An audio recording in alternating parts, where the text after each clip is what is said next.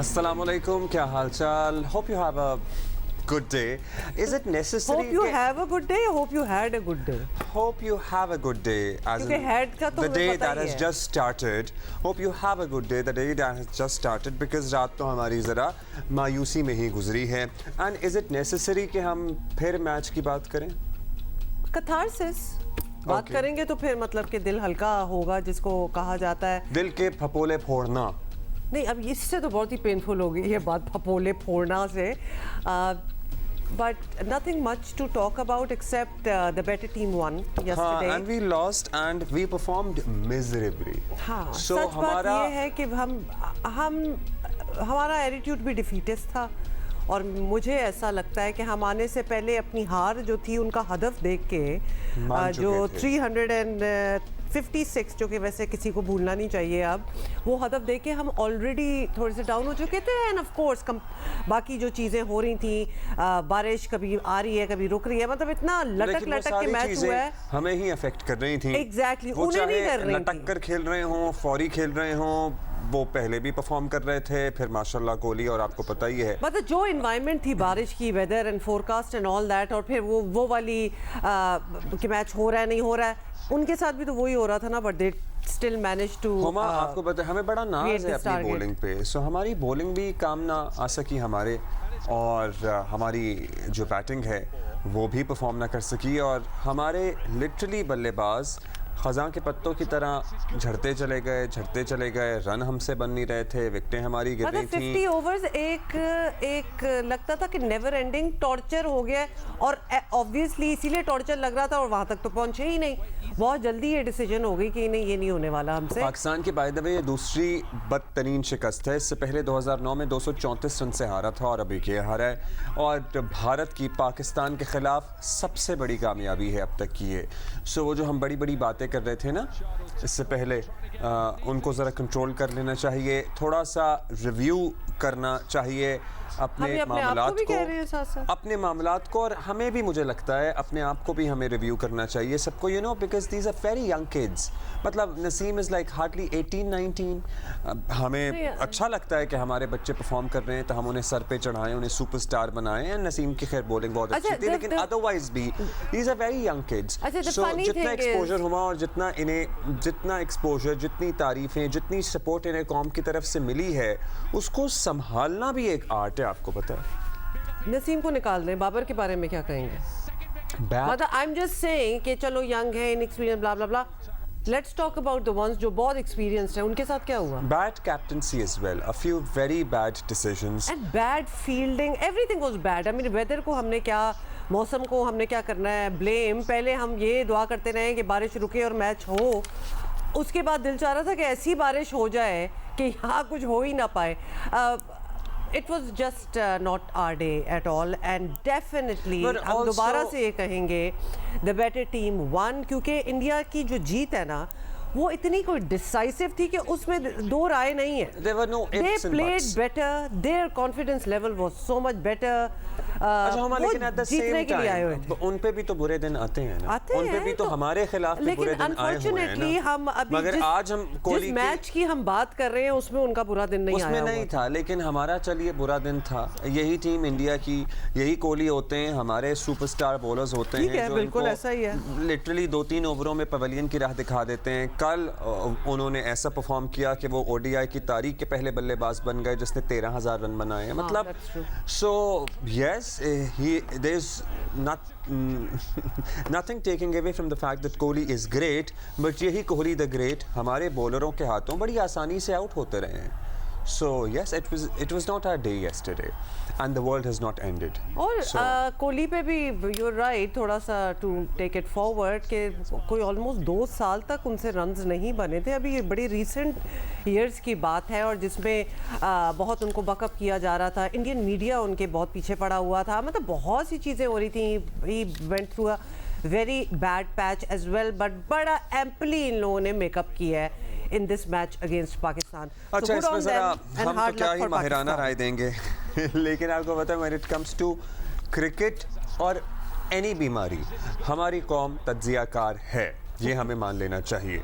ठीक है, कल मैं I was working out and there was a obviously we were also watching the match. There was a group of boys standing in front of the TV और 15 साल के बच्चे, लेकिन उनसे बेहतर कोई नहीं जानता होगा उस मोमेंट में। 16 बाबर की कैप्टनसी ठीक नहीं है। मैं वैसे सुन रहा था, मैंने कहा यार तुम लोग कमाल हो। हाँ, लेकिन लिटरली हमने भी इधर बैठ के वैसे ये कहा है। चलिए, so everybody go up, तो मामला बिल्कुल ही गर्म भी नहीं हुआ था, बस हल्की आंच पे था। अच्छा, I was also working out at that time. I was at the gym और अक्सर जब ऐसे मैचेस हो रहे होते हैं, there is a big screen और वहाँ लगा होता है मैच और कोई ना कोई बोल रहा होता है। कल टीवी ही ऑफ था, मतलब कि कल कोई देखने के मूड में ही नहीं था कि भाई everybody is going to work out and not watch the match. So भाई मैं आपको बताऊं, मैंने नहीं देखा मैच, मतलब एक स्टेज के बाद मैंने नहीं देखा match, because I am being very honest with you, if it takes a toll on your mental health, do not watch it. और ये बात मजाक में नहीं हो रही है। अगर आपको डिप्रेशन, एंजाइटी होता है इस तरह के मामलात से, जो कि होता है, ये हमें नेचुरली होता है, आप अपने आप को खराब हो जाता है, आप अपने आप को मजीद मुसीबत और तकलीफ में क्यों डालना चाहते हैं? Just divert your attention, watch a movie, watch something else, do something else, play cricket, do not play cricket, you know, work out, go run, jog, eat, whatever you want to do. नहीं देखे match, और match को at the end of the day एक match की तरह ही देखना चाहिए। बेशक जब हम जीत भी रहे हो ना, उसमें भी पागल नहीं हो जाना चाहिए, क्योंकि मैच होता है, नथिंग मोर देन दैट। साबिक कप्तान कौमी क्रिकेट टीम मोइन खान हमारे साथ हैं और उनसे भी पूछ लेते हैं। मोइन खान साहब, एक बड़े प्रेशर मैच में पाकिस्तान की बॉलिंग नहीं चली, इंडिया ने बड़ा स्कोर बना दिया और फिर नज़र आया कि हमारी बैटिंग लाइनअप और बैटिंग ऑर्डर ऐसे टारगेट के लिए तैयार ही नहीं है। मैंने एक बड़ी सिंपल सी बात है, we were just not ready for it. तो क्या ये परेशानी की बात लग रही है आपको? जी बिल्कुल, परेशानी की तो बात है ऑफ कोर्स, बिकॉज जिस कंडीशन में इंडिया ने भी खेला और इंडिया के बैट्समैन ने प्रूव किया वहाँ पे 350 प्लस रन करके, तो पाकिस्तानी बैट्समैन के जो इंटेंट था वो नज़र आया कि बहुत ज़्यादा टेंशन, प्रेशर में थे, बिकॉज नो डाउट बॉलिंग बहुत अच्छी हुई इंडिया की, लेकिन कहीं भी हमने कोई अपनी स्ट्रैटेजी के अंदर चेंजिंग नहीं की, कोई स्टेप आउट नहीं किया, या हमने कोई ऐसी सिंगल्स के ऊपर हम नहीं गए। अब जब बॉल इतना स्विंग होता है तो नेचुरली आप स्ट्राइक रोटेट करते हैं ताकि आप खुद भी लूज़ हो जाए, यू नो, और साथ साथ आपकी hand and eye coordination with the ball भी अच्छी हो जाए। तो उसमें स्ट्राइक रोटेट होता है तो आप इस तरह प्रेशर रिलीज़ करते हो, यू नो, फिर आपको बॉल नज़र आनी शुरू हो जाती है। तो तशवीश की बहुत ज़्यादा बात है। ये कंडीशंस आगे मैच में भी मिलेंगी, श्रीलंका के ख़िलाफ़ भी मिलेंगी, इतना आसान नहीं होगा। हम पहले भी काफ़ी दफ़ा ये बात कर चुके हैं कि सेकंड बैटिंग करना मुश्किल है अंडर द लाइट्स। कोलंबो के अंदर गेंद कॉन्स्टेंटली मूव होता है। बाबर आजम का जो डिसीजन था, इसको मद्देनज़र रखते हुए मैं ये ज़रूर कहूँगा कि वो गलत डिसीजन था। उनको चाहिए था कि पहले बैटिंग करते जैसे इंडिया ने की है बोल्डली, और उन्होंने आपके टॉप क्लास बॉलर्स को डोमिनेट किया। एब्सोल्युटली, दुनिया के, हमारे नहीं, दुनिया के टॉप क्लास बॉलर्स को उन्होंने डोमिनेट किया। और ये भी बात कहना बिल्कुल सही है कि मतलब इसके बाद हम घर नहीं आ रहे, there are other matches to play, तो ये डिफीट हम हावी ना कर लेना अपने ऊपर। अच्छा मोइन भाई, ये तो सभी जानते हैं कि पाकिस्तान की बॉलिंग हर रोज़ नहीं चलेगी, कभी कभार मार भी पड़ सकती है, जैसा कि इस मैच में हुआ। इसलिए बैटिंग को काबिल एतमाद बनाना होगा, और इतनी बुरी थी भी नहीं, मगर बिल्कुल ही कोलैप्स कर गए कल तो हम। क्या हम बेहतरी लाएं, क्या तब्दीली लाएं, क्या अप्रोच चेंज करें कि मतलब आगे अभी एशिया कप भी ख़त्म होना है, फिर वर्ल्ड कप ही है। देखिए, सबसे पहले तो मैं ये कहूँगा कि अभी एक मैच था, यू नो, पाकिस्तान टीम अच्छा करती हुई आ रही थी, और दो कि उनका बड़ी टीमों से मैच नहीं हुआ। इंडिया से एक हमेशा टाकरा बहुत तगड़ा होता है, तो इसके लिए प्रिपेयर तो आपको होना चाहिए था। बट जो कंडीशंस मिली वो ज़्यादा फेवरेबल इंडिया के लिए गई पूरे मैच में, चाहे वो उनकी पहले बैटिंग करना हो, टॉस हारने के बाद, यू नो, उन्होंने उसको रोहित ने टॉस के टाइम पे भी बोला था कि हम खुद बैटिंग करना चाह रहे थे, यू नो, कि बड़ा प्रेशर वाला मैच होता है। इसमें आपके पास चांस होता है कि आप पहले बैटिंग करके एक टोटल सेट कर दें, और जो आपकी बॉलिंग है वो बहुत स्ट्रॉन्ग बॉलिंग थी, हम डिफेंड कर सकते थे। तो मेरा ख्याल है कि थोड़ा सा यहाँ पे गलती हुई है बिल्कुल, और इसको थोड़ा सा सुधारने की ज़रूरत है। और बट मैं अगेन कहूँगा कि अभी टूर्नामेंट ख़त्म नहीं हुआ, टूर्नामेंट अभी बाकी है। श्रीलंका के मैच पे कंसंट्रेट करना चाहिए, जो एक आधी चेंजेस बनती हैं उसको ज़रूर करें, क्योंकि टेक्निकली हम देख रहे हैं फ़खर स्ट्रगल कर रहे हैं, उससे बेटर अब्दुल्ला शफीक इन कंडीशंस में जो आपको एक स्टेबिलिटी कम से कम दे सकते हैं बैटिंग में। अच्छा ये बताएं कि इस टूर्नामेंट में बारिश का जो किरदार रहा है उसने भी ऑब्वियसली सारी क्रिकेट का मज़ा जो था वो किरकिरा कर दिया, क्योंकि कुछ पता ही नहीं था कि मैच हो रहा है नहीं हो रहा टाइप एक सिचुएशन चल रही थी। आपकी नज़र में वर्ल्ड कप के लिए हमें जो प्रैक्टिस चाहिए थी और जो खिलाड़ियों को एक असेस करना था, चेक करना था, वो काम हो सका है या अभी होना है? देखिए, बारिश ने मज़ा तो किरकिरा किया, और उससे ज़्यादा जब पाकिस्तान टीम ऐसी डिफीट हुई है, उसको जो हाईएस्ट रन डिफरेंस से हुई है, उससे ज़्यादा और मज़ा किरकिरा हो गया। इस वजह से और ज़्यादा लग रहा है। बट कंडीशंस ऐसी हैं, श्रीलंका में सबको पता है मोरलेस ऐसी कंडीशंस होती हैं। प्रीवियसली भी एक दफ़ा वहाँ पे एशिया कप बहुत ज़्यादा रेन ने इंटरप्ट किया था और नहीं हो सका था पूरा टूर्नामेंट तो ये तो पहले बात पता होनी चाहिए थी। जहाँ रह गई सवाल पाकिस्तानी प्लेयर्स का, तो पाकिस्तान के पास मौका है। आपके पास हारिस रऊफ़ अनफिट हुए हैं, आप एक पेसर ऐड कर सकते हैं। आप नवाज़ को देख चुके हैं, आपने शादाब को बॉलिंग करते थे, आप उसामा मीर को अब खिला सकते हैं, अब्दुल्ला शफी को खिला सकते हैं अगेंस्ट श्रीलंका।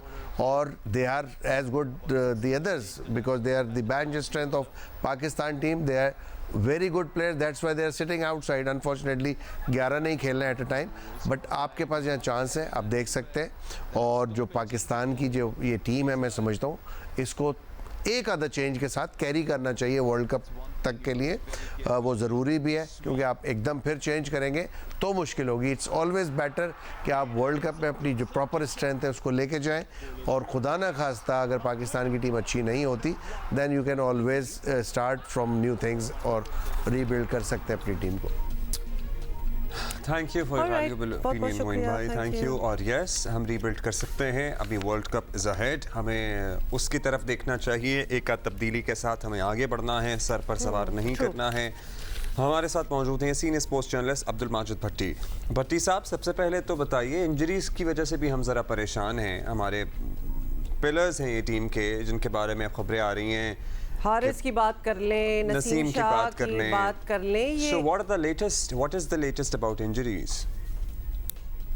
देखें अब्दुल्ला, लेटेस्ट ये है कि शाहनवाज धानी और जमान खान, इन दोनों को कल रात गए तलब कर लिया गया श्रीलंका, और आज जो पहली अवेलेबल फ्लाइट्स होंगी ये दोनों फ्लाई करेंगे कोलंबो के लिए। और कल जो मैच होना है पाकिस्तान श्रीलंका का, अब ये मैच नॉर्मल मैच नहीं है, ये सेमीफाइनल मैच है। खुदा न खास्ता अगर पाकिस्तान की टीम श्रीलंका से हारती है, और श्रीलंका अपनी कंडीशंस में इन पिचेस पे, और ये पिचेस चूंकि ग्राउंड स्टाफ को भी टाइम नहीं मिल पा रहा, तो इन पिचेस पर श्रीलंका के स्पिनर्स को खेलना मेरे ख्याल में इंडिया से भी ज्यादा पाकिस्तानी बैट्समैनों के लिए मुश्किल होगा। तो जो अभी तक इत्तलात आ रही है कि नसीम शाह, हारिस रऊफ दोनों डाउटफुल स्टार्टर हैं श्रीलंका के मैच में। यही वजह है कि कल रात दोनों बैटिंग के लिए नहीं आए। देखें, ये नहीं कि पाकिस्तान की टीम मैच हार गई। मैं बहुत समय में पहले भी ये बात कहता रहा हूं कि भाई वर्कलोड मैनेज करें, आप अपने प्लेयर्स को दुनिया की हर लीग के लिए एनओसी ना दें। आप देखें, कल हारिस रऊफ कोलैप्स कर गए, नसीम शाह कोलैप्स कर गए, 79 रन दिए शाहीन शाह अफरीदी ने। शादाब खान, जिसको हम कहते हैं कि हमारा ऑलराउंडर है, उसने 71 रन दिए और 7वें नंबर पर बैटिंग के लिए आ रहे हैं। और देखें, हमने इतने भारी भारी पैकेजेस पर फॉरेन कोचेस हायर किए हुए। मिकी आर्थर कहाँ है? ये कल किसी ने नहीं पूछा। मिकी आर्थर पालक किले में जो मैच बारिश से भारत वाला मुतासिर हुआ था, उसके बाद दोबारा काउंटी की कोचिंग के लिए इंग्लैंड चले गए। देखें, ये आधा तीतर आधा बटेर नहीं चलेगा। मुझे शुरू तो से हम यही कह रहे थे कि मतलब ये दो मामलात कैसे चलाएंगे। एक तरफ काउंटी की कोचिंग है, एक तरफ आगे एक नेशनल टीम है जिसकी तो हमेशा से थी जिसका play up to the world cup है। लेकिन ये हारिस और नसीम की जो इंजरीज हैं, आउट ऑफ क्यूरियोसिटी, ये एट व्हाट पॉइंट ये इंजरीज हुई? क्योंकि मैच तो नसीम की तो ड्यूरिंग द मैच ही हुई, हुई थी। हारिस का आई मिस्ड आउट। बताइए कि हारिस पहले से इंजर्ड थे या हुआ क्या था?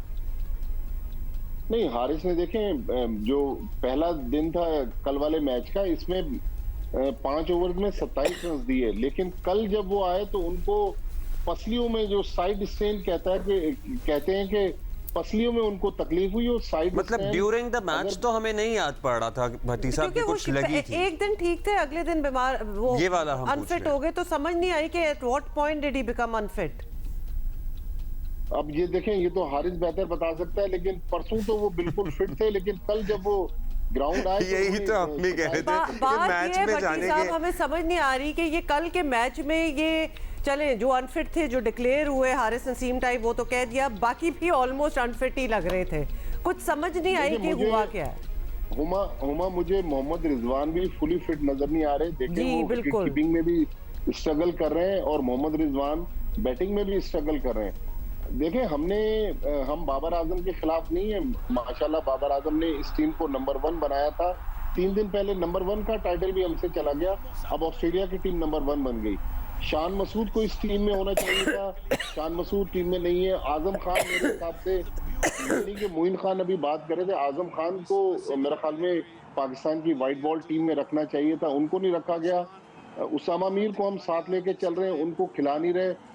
फहीम अशरफ किस 2 साल बाद अचानक किस परफॉर्मेंस पर पाकिस्तान टीम में आ गए?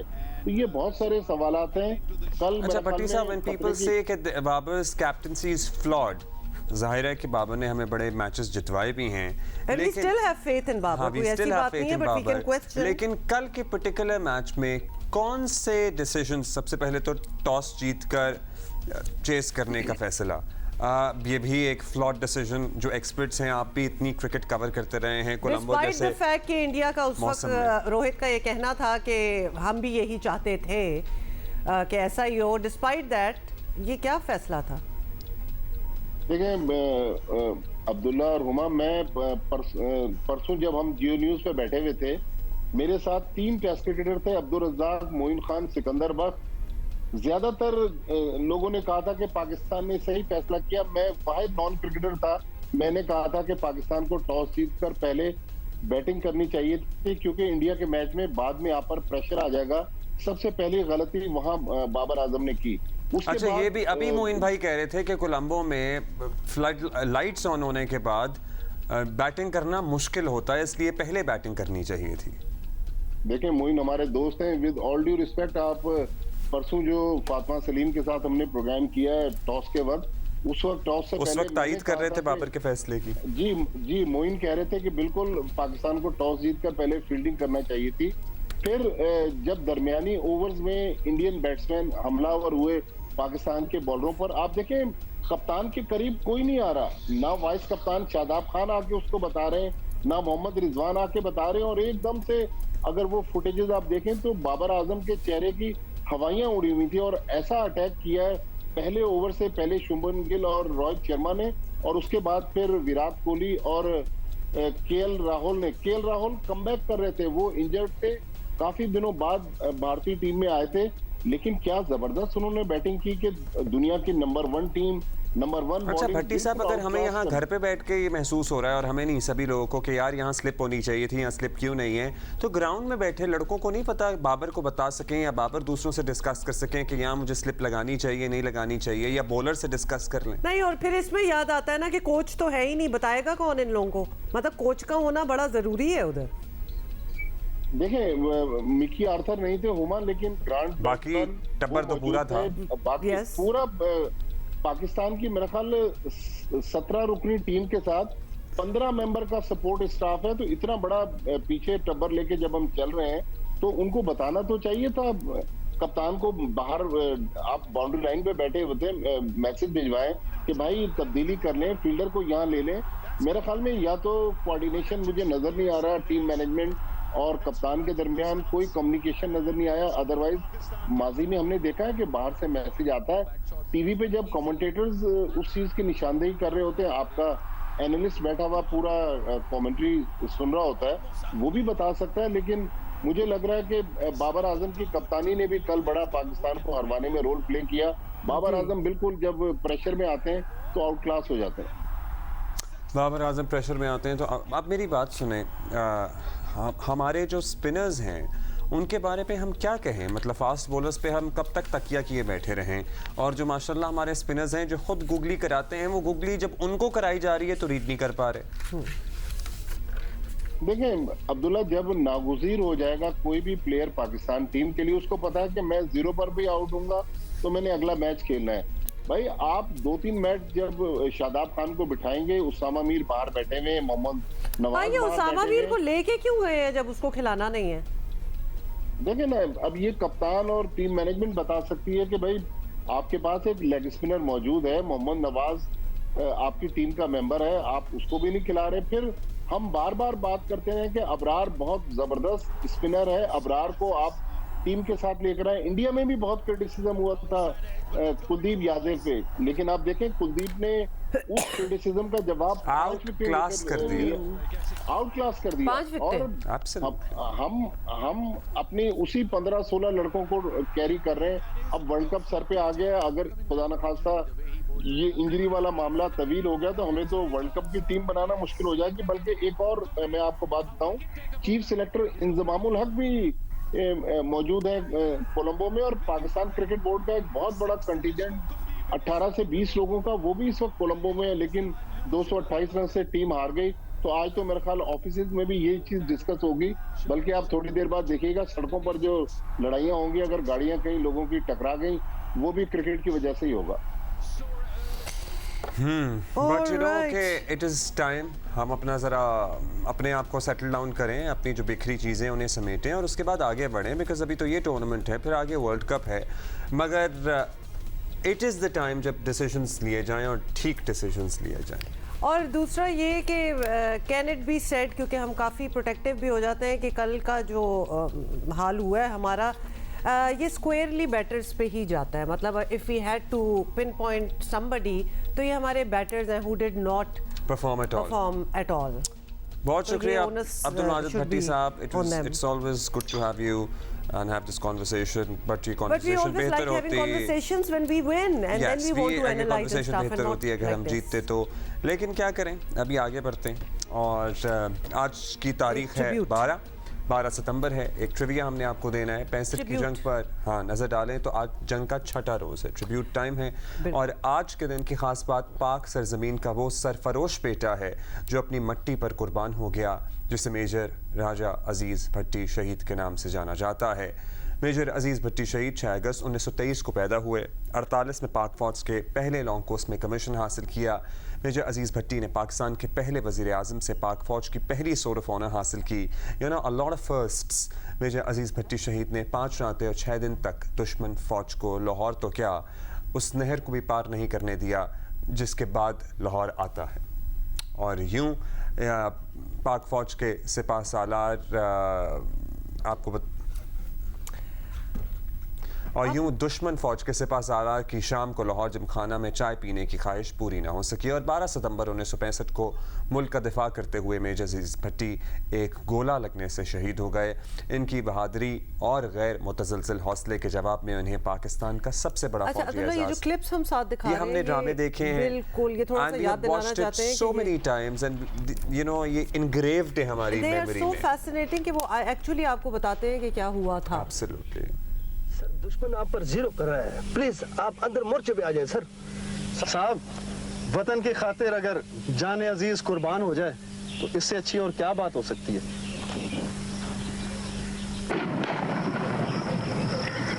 दुश्मन तादाद में बहुत ज्यादा है। 5 round gun fire. 5 round gun fire.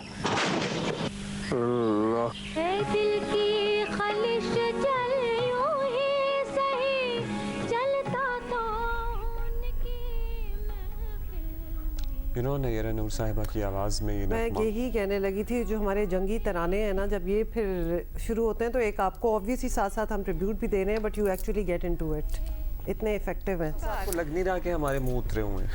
नहीं, हम उठाएंगे। खैर नॉट दैट हमारी अगली खबर भी बड़ी डिप्रेसिंग सी ही हो जाती है, लेकिन ऑब्वियसली ये वो केस है जो कि सालों से इस पे बात हो रही है और इसका क्या एंड रिजल्ट निकलेगा, लेट्स सी। ये वो एक सानेहा है, मतलब जिसने लोगों की रातों की नींद खत्म बल्दिया कर दी थी। फैक्ट्री सानेहा की हम बात कर रहे हैं। सानेहा बल्दिया फैक्ट्री का फैसला बिलाखिर 11 साल बाद सुना दिया गया है। It took 11 years। Can you imagine? एक इतना बड़ा क्वेश्चन मार्क तो यही है वैसे इन इटसेल्फ के 11 साल लगे हैं। खैर एनीवे, मुजरमान अब्दुर्रहमान भोला और जुबैर चरिया की सज़ाए मौत के ख़िलाफ़ आपको बता दें कि अपीलें जो है वो मुस्तरद कर दी गई हैं और फैक्ट्री के 4 चौकीदारों की उम्र कैद के खिलाफ अपीलें जो हैं वो मंजूर करके उनकी सज़ाएं कलअदम करार दे दी गई हैं। ये हम आपको अपडेट्स जो हैं वो बता रहे हैं। और फैसले में रहनुमा MQM और साबिक वज़ीर रऊफ़ सिद्दीकी समेत 4 अफराद की बरियत बरकरार रखी गई है। तहरीरी हुक्मनामे में कहा गया है कि केस में अहम मुलजिम हम्माद सिद्दीकी को 10 साल गुजरने के बावजूद इंसाफ के कटहरे में नहीं लाया गया। गुमराहकुन FIR के जरिए असल मुजरिमों को तहफ़्फ़ुज़ फराहम किया गया। ऐसे वाक़यात रोकने के लिए इक़दामात नहीं किए गए। सिंध हाई कोर्ट ने तहरीरी फैसले में कहा कि इम्कान नहीं फैक्ट्री को जलाने का फैसला MQM की क़यादत की मंजूरी के बगैर किया गया हो। सानेहा बल्दिया फैक्ट्री फैसले के 3 पहलू हैं।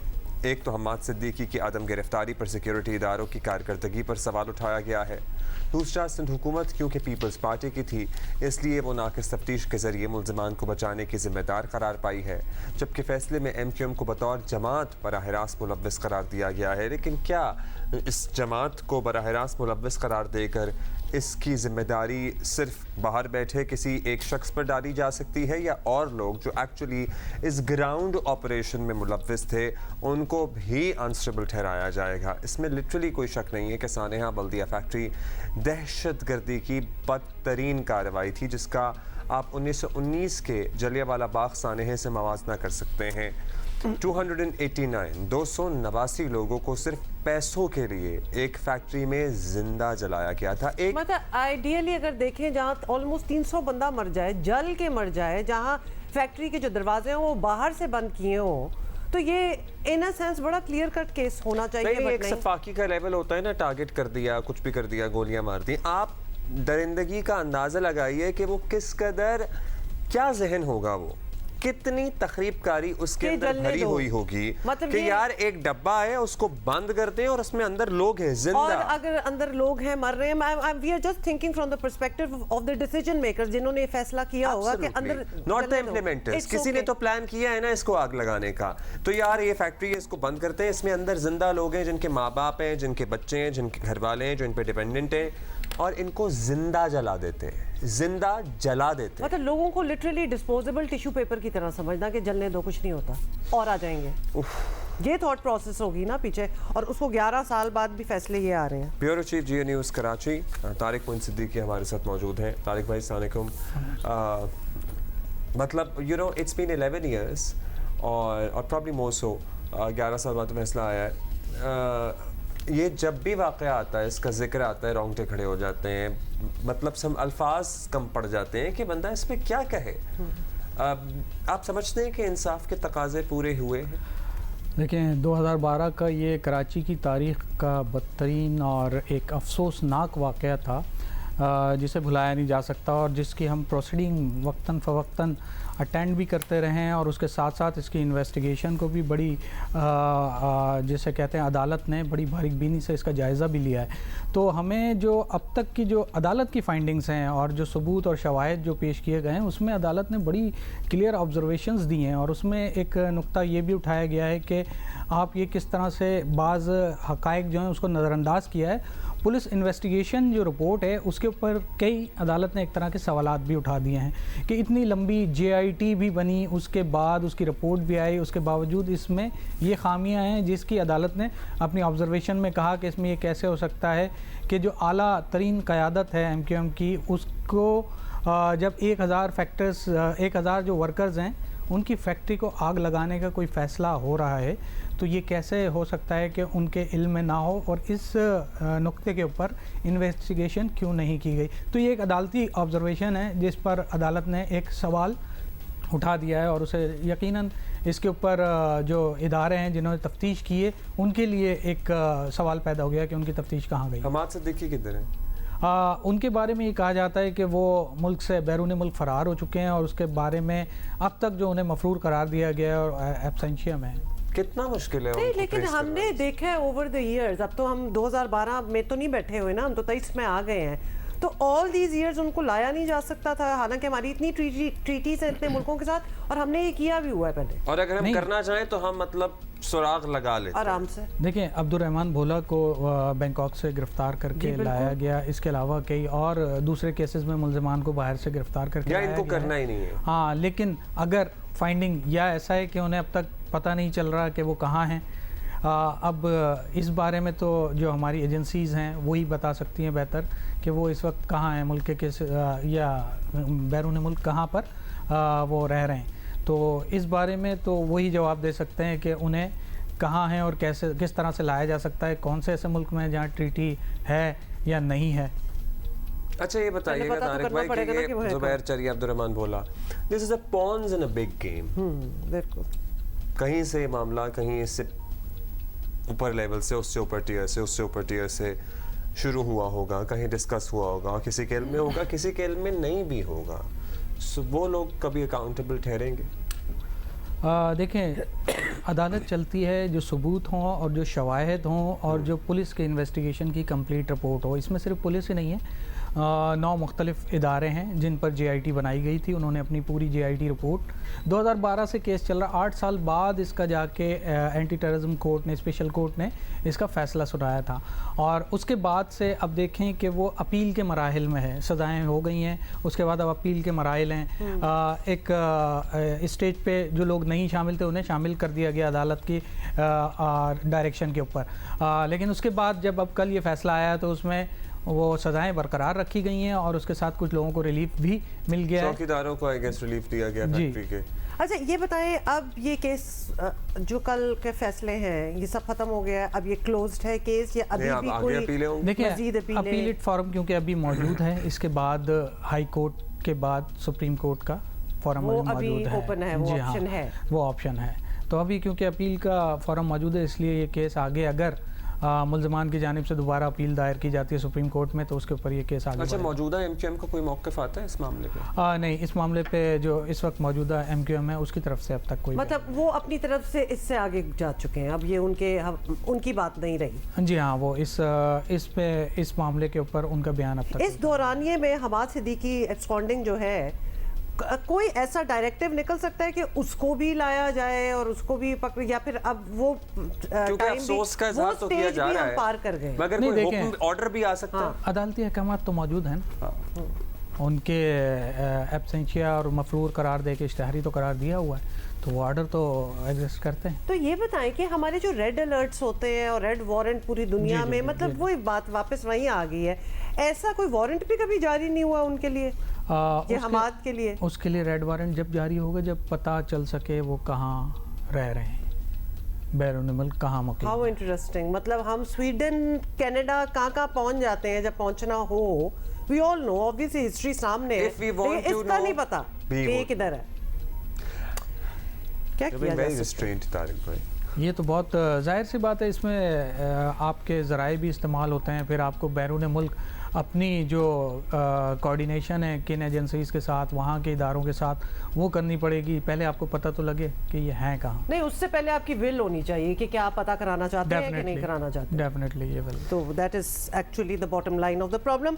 लेकिन अभी सो फार जो हुआ है, जिसमें चौकीदारों को रिलीफ मिलने से मैं थोड़ी सी रिलीव्ड इसलिए हूँ बिकॉज कुछ लोग जो होते हैं वो लिटरली पता चल रहा होता है कि इनको तो इसलिए डाला गया है बिकॉज वो आपकी बात है ना कि पीछे डिसीजन मेकर्स हैं और आओ इनको आगे कर दिया जाए। That is what it seems like. Thank you, बहुत शुक्रिया फॉर बीइंग हियर। अच्छा, एक और अपडेट है तारिक भाई जाने से पहले, हाँ, हमारे पास गुलशन हदीद वाला मामला भी है, उसको भी ज़रा डिस्कस कर लें। वैसे आई वंडर वो तो अभी आया तो ये तो हमारे साथ बैठे हैं, but you can mean well check your phone as well. So Gulshan Hadid school में ख़वातीन से प्रिंसिपल की मुबैना ज़्यादती की तहकीकात, 2 मुतासरा ख़वातीन ने पुलिस से रब्ता किया है। इनिशियली बहुत सी बातें आ रही थी इस वाक़े को लेकर, दर्जनों वीडियोज़ हैं, बहुत से लोग कह रहे थे कंसेंशुअल मामला है, बहुत से लोग कह रहे थे ज़्यादती हुई है। क्या तफ्तीश में पता लग सका? देखें, अभी तो ये रिमांड पर है और आज इनका रिमांड पूरा हो रहा है। जो प्रिंसिपल हैं इरफान गफूर मेमन, तो उन्हें आज अदालत में पेश किया जाएगा। इस दौरान पुलिस का ये कहना है कि 2 ख़वातीन ने उनसे रब्ता किया है और 161 का उनका बयान हो चुका है उन ख़वातीन का, यानी इब्तदाई जो तफ्तीशी अफसर के सामने बयान दिया जाता है वो उन्होंने दे दिया है। तो अब उन्हें अदालत में पेश किया जाएगा 164 का बयान। उसके बाद मज़ीद हक़ाइक़ जो हैं वो सामने आ सकेंगे कि इसकी क्या इंटेंशंस थी। लेकिन FIR जो कटी है उसके अंदर ज़्यादती और दीगर ब्लैकमेलिंग से जो रिलेटेड दफ़ात हैं वो इसमें शामिल की गई हैं। जो 2 ख़वातीन के बयान हैं ये भी हमें बाद में पता चलेंगे कि अंडर व्हाट इन्फ्लुएंस जी, कि जब ये कोर्जन हुई है, कोई ब्लैकमेलिंग हुई है, हुआ क्या है? जी हाँ, ये जब कोर्ट के सामने प्रोड्यूस होंगी और वो अपने से 164 का बयान देंगी, उसकी रोशनी में फिर आगे हम मज़ीद बात कर सकेंगे कि इसमें हक़ाइक़ मंजर यहाँ पे क्या होता है। लेट्स सी क्या होता है। अब तो शुक्रिया, थैंक यू। अच्छा जी, okay, so this is it so far. आप कह रहे थे ना आज हम थोड़े से डाउन है, अब ऐसी जब चीज़ें आएंगी तो थोड़े से डाउन तो हम हो ही जाएंगे। लेकिन एक चीज़ जिससे हम ज़रा लोगों की ज़िंदगियों में थोड़ा सा बेहतरी लाई जा सकती है, हम नहीं, हमारे एक्सपर्ट्स, कोशिश हमारी पूरी है। तो आज क्या बात हो रही है जी दिल का रिश्ता में? मियाँ बीवी किस तरह से मामलात को बेहतर बना सकते हैं? कौन से? चलो पीछे होके बैठ जाते हैं, ये तो बहुत लंबी बात होनी पड़ेगी इसके लिए। इसके बाद हम ब्रेक भी लेंगे क्योंकि हम सारों को ज़रूरत है। इंट्रीग्ड हैं कि कौन से मामलात, तो आप खुद ही देखें। दिल का रिश्ता टॉक फेसबुक ग्रुप से हमें सवाल आया है। सादिया पूछती हैं, it's been 6 months to my marriage और मैं अपनी नई रूटीन में एडजस्ट नहीं कर पा रही, वेयर एज मेरे जो हस्बैंड हैं वो बिल्कुल अपनी रूटीन में सेट हैं और उन पे कोई प्रेशर नहीं है। This has created distance between us, am I being unreasonable. ये बहुत कॉमन कंसेप्शन है, मिसकंसेप्शन है कि जो हस्बैंड होते हैं उनकी ज़िंदगी बदलती नहीं है जब शादी हो जाती है, बट ऐसी बात बिल्कुल नहीं है। अगर देखा जाए तो वो रहते तो अपने घर में हैं, मगर वो अपना टाइम कैसे स्पेंड कर रहे हैं वो बदल जाता है, उनकी सोशलाइजिंग क्या है वो बदल जाती है, जो वो पैसा सिर्फ अपने लिए कमा रहे थे वो भी शेयरिंग में चला जाता है। और सबसे बड़ा चेंज हमारे सोसाइटी में जो आदमी फेस करते हैं वो अपनी मदर और अपनी वाइफ के दरमियान में बैलेंस क्रिएट करना। तो ये हमें ज़रूर पहचानना चाहिए कि हमारे हस्बैंड्स और हमारे बेटे फैमिली की वेल बीइंग को किस तरह से कंट्रीब्यूट कर रहे हैं और उनको अप्रिशिएट करना चाहिए। अच्छा, एक फैसला हुआ है जिसके बारे में हम ज़रा बात इसलिए कर लें क्योंकि कैसा लग रहा है आपको, ये बताएं कि मरी में 100 साल से भी ज़्यादा अरसे से कायम स्कूल को गिराकर उसकी जगह अब जुडिशल कॉम्प्लेक्स जो है वो तामीर करने का फैसला कर दिया गया है। मतलब माशाल्लाह कितने अच्छे हालात हैं ना हमारी लिटरेसी और एजुकेशन के कि हम इतना एक कदीम, इतना पुराना स्कूल जो चल रहा है उसको हम गिरा दें। हमारी तालीम की तरजीहात भी आप मुलाहिजा कर सकते हैं। इसी से एडिटेड पता चल investigation the news Ansar Abbasi की खबर के मुताबिक चीका गली में एक सदी से कायम है। वैसे एक चीज़ जो 100 साल से कायम है उसकी हिस्टोरिकल इंपॉर्टेंस होती है ना, मतलब हम इन सेंसिटिव मामलात को क्यों नहीं देखते? एक सदी से स्कूल कायम जब है। हम ऐसे फैसले कर रहे होते हैं, बैठे हुए कोई बोर्ड रूम में बैठे होंगे, उन्होंने कहा होगा कि हाँ इसको गिरा के कर लें, तो उन्होंने ये नहीं कहा होगा कि जी हमें बैकलैश आए कि this is a 100 years old school, not कि हम इसमें इन्वेस्ट करके इसको रिफर्बिश करें, अपग्रेड करें, इसको बरकरार रखें, इसकी एक हिस्ट्री है। नहीं, आओ गिरा दें। कौन है ये लोग? स्कूल की ज़मीन पर जुडिशल कॉम्प्लेक्स बनेगा। पंजाब हुकूमत ने स्कूल गिराने के अहकामात भी जारी कर दिए हैं। ज़ाहिर है पंजाब हुकूमत ने तो अदालती अहकामात की तामील के तहत ये अहकामात जारी किए हैं, but even then those who are making these decisions I think they should look into it. और कोई जुडिशल कॉम्प्लेक्स अगर बनाना बेहद ज़रूरी भी है तो स्कूल अल्टरनेटिव बिल्डिंग में, मेरा ख्याल है उसी सराउंडिंग में, क्योंकि ये कोई बहुत आलीशान स्कूल की हम बात नहीं कर रहे हैं। 300 से ज़्यादा मुख्तसर सा बच्चों पे मुश्तमिल ये स्कूल है और मरी में कोई इतने बेतहाशा स्कूल भी मौजूद नहीं है। मकामी गांव, मकामी आबादी के पढ़ने लिखने के यही ज़राए हैं। सो अगर आप वो स्कूल हटा देंगे या गिरा देंगे या मुनहदम कर देंगे तो नुकसान तो होगा। So what is the alternative course of action? ज़राए का ये कहना है कि chief justice Lahore high court ने हुक्म दिया था कि 7 दिन में स्कूल की ज़मीन अदलिया को मुंतकिल की जाए। Chief justice Lahore high court ने सूबाई हुकूमत को इस हवाले से हिदायत कुछ अर्से पहले दी थी और पंजाब हुकूमत ने अब चीफ जस्टिस के अहकामात पर अमल शुरू कर दिया है। स्कूल में इस वक्त लगभग 300 बच्चे ज़ेर तालीम हैं और स्कूल इंतज़ामिया को नहीं पता है। आपको पता है ये बात? वाओ, मतलब कि अजीम किस्म की सरकारी स्कूल की इंतज़ामिया अब तक लाइल्म है, उन्हें पता ही नहीं है कि स्कूल को खाली करना है। आप सोचिए एक सिस्टम जो 100 साल से चल रहा हो, अचानक से उसको कहें कि 7 दिन में हम ये गिरा देंगे। और ये आपको याद है ना कि अजीब सा नहीं लगेगा कि आप कहीं कोई गाजिब फोर्सेस आ गई हैं आपके ऊपर कब्जा करने के लिए, क्या अपने मुल्क में 7 दिन में आपको एक जगह से बेदखल करने का हुक्म दिया जा रहा है जबकि आप उस जगह पे 100 साल से बैठे हों। और वो 300 बच्चे जो हैं, 300 इंडिविजुअल्स, ओके, वो अब किधर जाएंगे? ये भी एक बहुत बड़ा सवाल है। मतलब गवर्नमेंट स्कूल्स भी कोई इतने ख़ास है नहीं और इतने होते तो हैं नहीं, ये भी हमें पता है। आपको याद होगा कुछ दिन पहले हाल ही में बल्कि ख़वानदगी का आलमी दिन जो है वो मनाया गया था लिटरेसी का, और पाकिस्तान में पहले ही तालीम के हवाले से बड़े तशवीशनाक आदाद व शुमार तो सामने आ चुके हैं। 2 करोड़ 30 लाख बच्चे इस वक्त स्कूलों से बाहर हैं और भी पैदा होते जा रहे हैं। तो 77% बच्चे अंग्रेजी के बुनियादी अल्फाज बोलना तो दूर, बात समझ भी नहीं सकते, और ऐसे में चलते स्कूल भी बंद होना शुरू हो जाएं तो इस मुल्क का मुस्तकबिल क्या होगा, इसका अंदाजा बखूबी लगाया जा सकता है। प्रायोरिटी कि किधर विल है, किधर प्रायोरिटी है। हमारा बजट की कितनी एलोकेशन एजुकेशन सेक्टर में होती है, वो तो माशाल्लाह उसी से ही काफ़ी अक्कासी हो जाती है कि हम कितनी इम्पोर्टेंस, क्या लैक ऑफ इट देते हैं अपनी एजुकेशन को।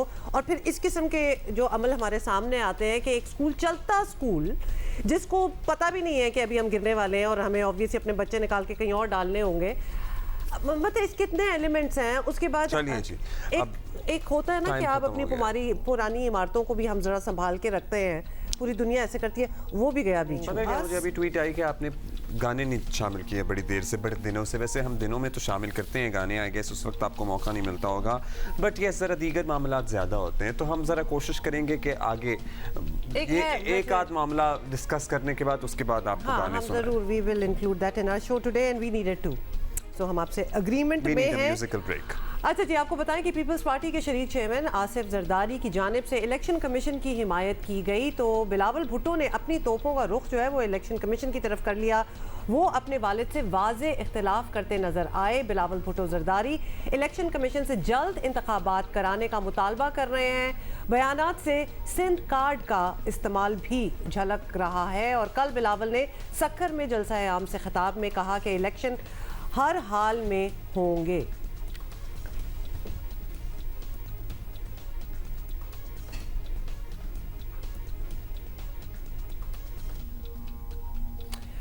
ऐसा लगता है कि इलेक्शन कैंपेन पे अभी से निकल गए हैं। हाँ, लेकिन उनका ये कहना कि इलेक्शन हर हाल में होंगे, लेकिन वो तो हमें पता ही है इस साल होना है कि अगले साल, इज द क्वेश्चन।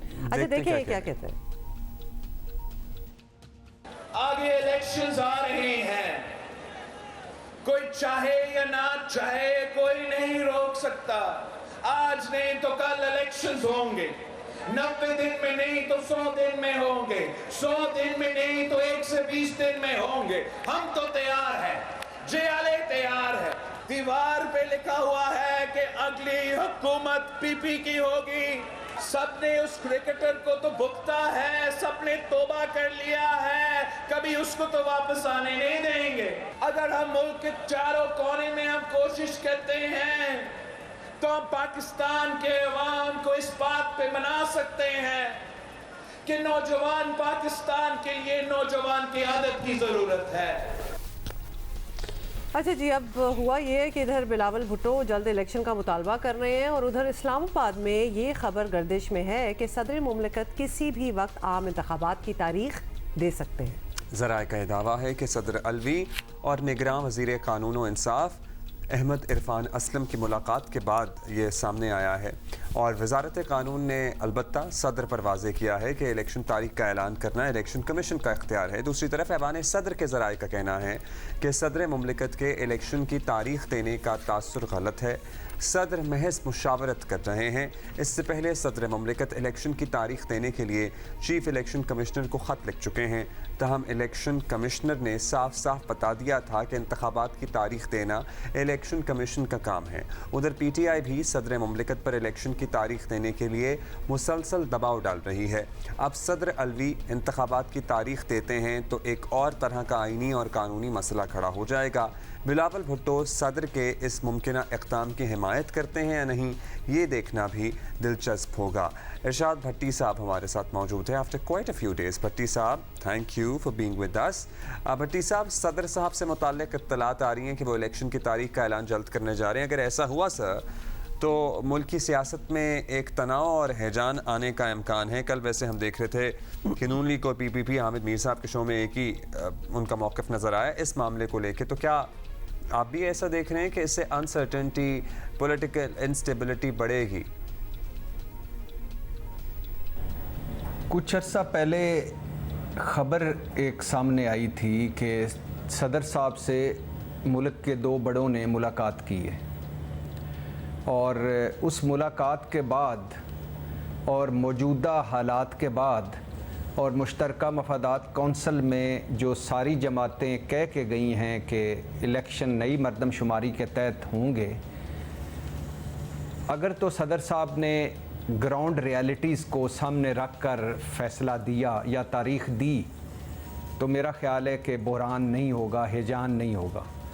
और अगर सदर साहब ने आइन और 90 दिन को सामने रख कर फ़ैसला दिया या तारीख़ दी तो मेरा ख़्याल है नया बहरान पैदा होगा, नया हिजान पैदा होगा।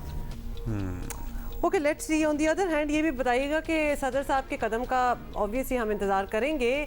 पीपल्स पार्टी के बिलावल भुट्टो की हालिया अप्रोच जो है वो अपनी जगह बड़ी दिलचस्प नज़र आ रही है, क्योंकि वो किसी ना किसी सूरत जल्द अज जल्द इलेक्शन जो है वो मांग रहे हैं। उनके स्टेटमेंट से बड़े जारहाना स्टेटमेंट्स हैं उनके। तो जल्द इलेक्शन होने में पीपल्स पार्टी को अचानक क्या फ़ायदा नज़र आ रहा है, क्या लगता है आपको?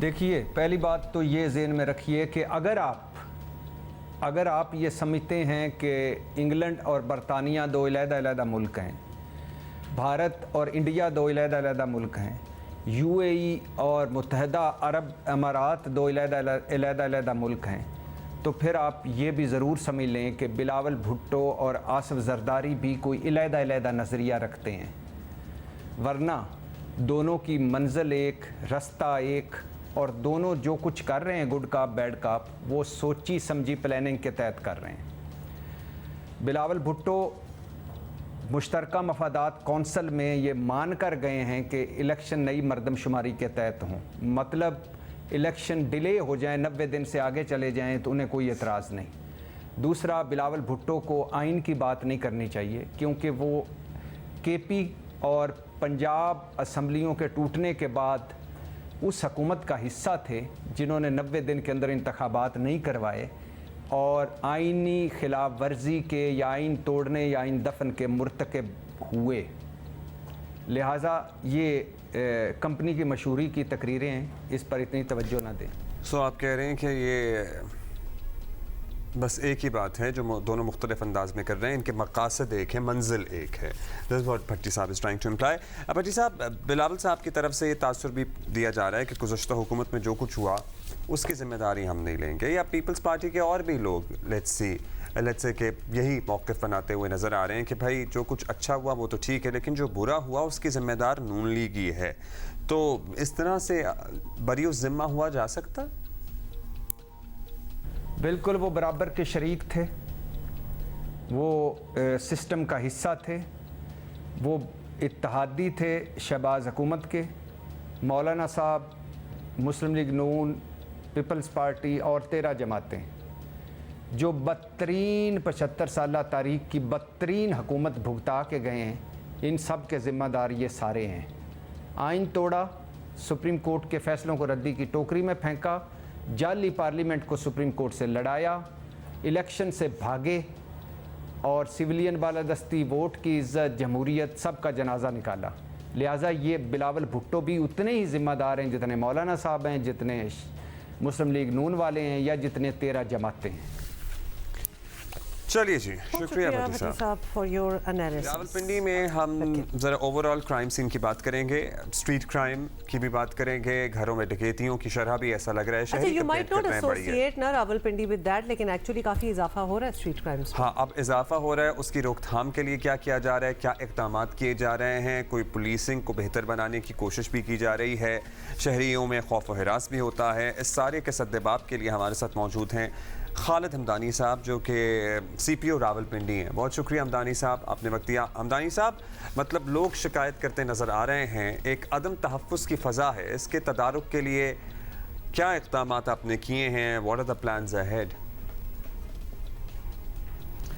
देखिए, क्राइम का जो बढ़ना है या कम होना है, ऐसे बहुत सारे फैक्टर्स हैं और we are living in difficult economic times, लेकिन पुलिस हम ओवर वर्क कर रहे हैं। 14 to 16 आवर्स हमारी जो ऑफिसर्स हैं वो परफॉर्म कर रहे हैं। जिन आपने रिसेंटली इशारा किया है, रोज़ भी एक खातून के साथ डकैती और तशद्दुद का वाक़या पेश आया। हमने with in shortest possible time, with in 2 days हमने उन क्रिमिनल्स को पकड़ा और उनको जो है अभी हम प्रोसिक्यूट करने जा रहे हैं। जी, जिस खातून की वीडियो देख के हम हैरान रह गए थे, जिसको ज़दोकब कर रहे थे, नोच रहे थे, लिटरली नोच रहे थे। और 2 अगेंस्ट 1 और 2 भाई हैं ये ज़रा, और उनको हमने उन शॉर्टेस्ट, हाँ जी। और एक चीज़ जो दूसरी है वो ये कि criminal justice system as a whole, उसका अगर आप एनालिसिस करें तो police is only one part of that. Prosecution है, जुडिशरी है और फिर प्रिजन डिपार्टमेंट है। तो उन सबको मिलाकर अगर हम देखें तो police is the most efficient organ of the criminal justice system.